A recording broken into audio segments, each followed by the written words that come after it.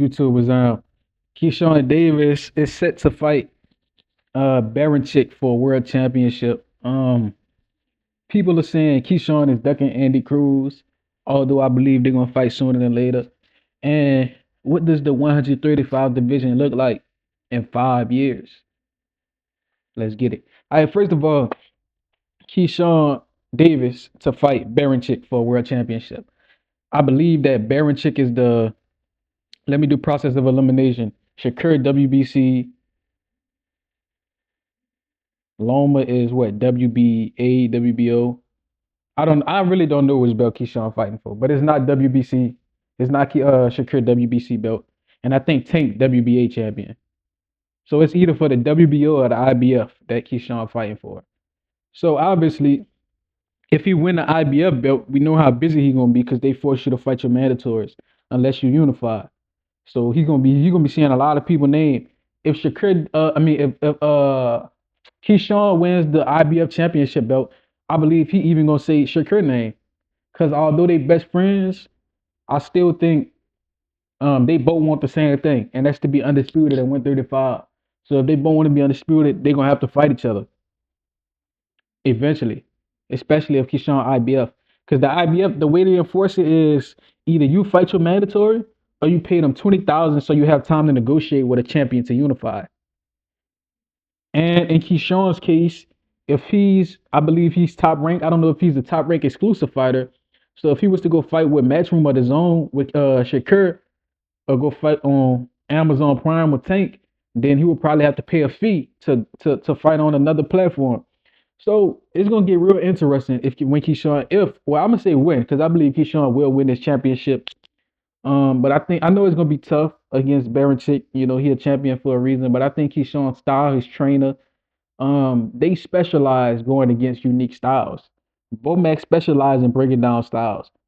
Um, they can box, they can counterpunch, they can walk you down, they can do whatever they got to do. And Bomac in his corner, we saw him train Terrence Crawford, so we know he's not gonna have a lack of game plan and discipline and structure. So Keyshawn Davis got all he got to be a world caliber fighter. And his next fight is gonna be a world championship fight that he rightfully deserves. He beat an overweight contender in Gustavo Limos, who everybody said was gonna defeat him. And I gotta acknowledge that as well.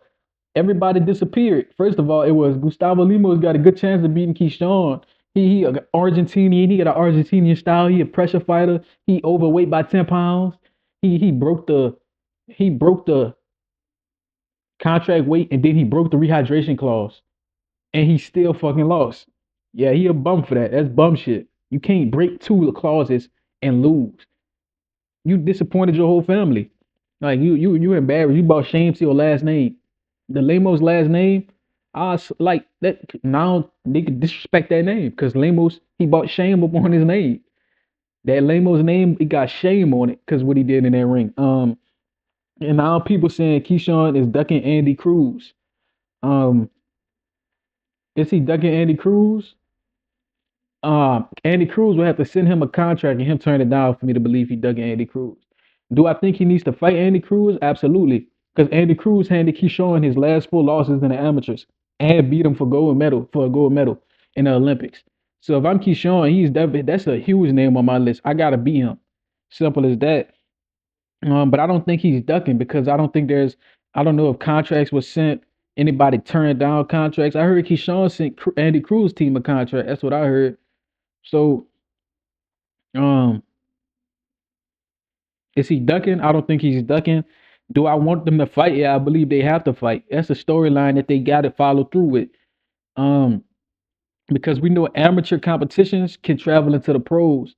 Um, we know that Devin Haney and Ryan Garcia had an amateur competition that traveled into the pros, a rivalry. We know that Oshaki Foster and Navarrete, I believe, have an amateur rivalry, and they gonna have to fight each other sooner than later if Navarrete beats Valdez. And we know that these amateur rivalries do come into the pros, and these dudes don't like each other because the amateurs and shit that happen to the amateurs. So yeah, Keyshawn gonna have to see that dude. They names linked to each other as long as they both in the sport. Somebody beats you 4 times in the Olympics and both of y'all pros and y'all both title contenders, y'all gotta fight each other.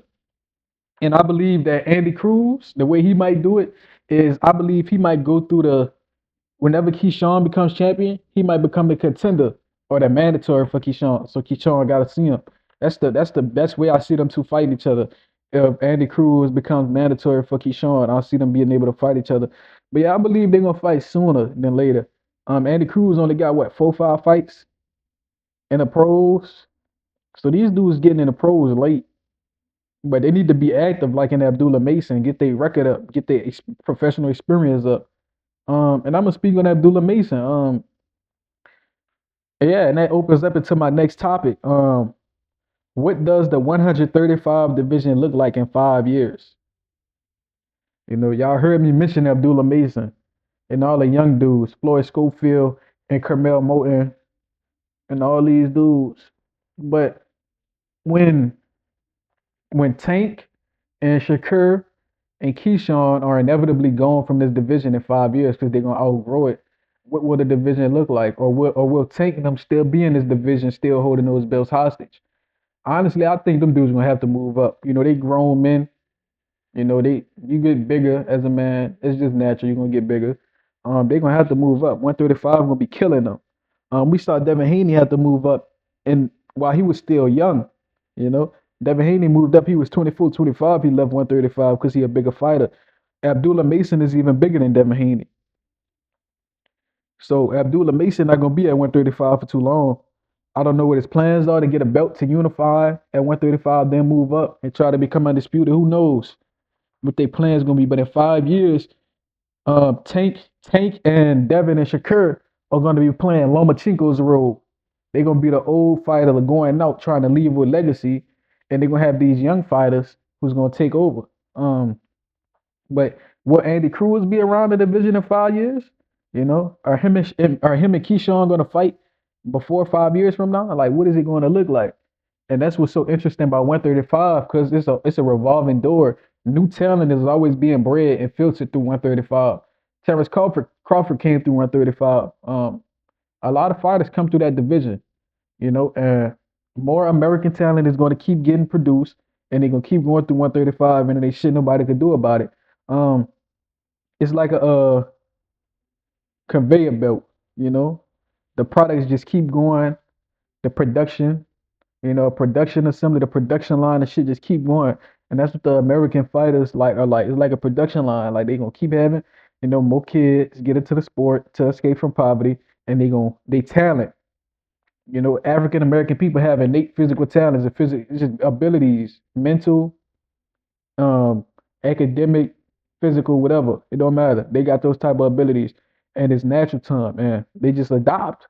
Um, some of the best talents we have in the division: Devin Haney, Shakur, Tank, Boots, Terrence Crawford. For a time, Errol Spence, the Charlos were great. Andre, you know. We can even go up to the heavyweights. We got a whole bunch of heavyweights. So I mean, it's a whole bunch of talent in that division, and it just got to be maintained. And in 5 years from now, I can see you know a lot of world champions. Right now, the guys are prospects, but I can see them as world champions, and maybe the current world champions are multi-division champs. But shit, let me know what you think in the comments, man. Like, comment, subscribe, and share this. Till next time, man.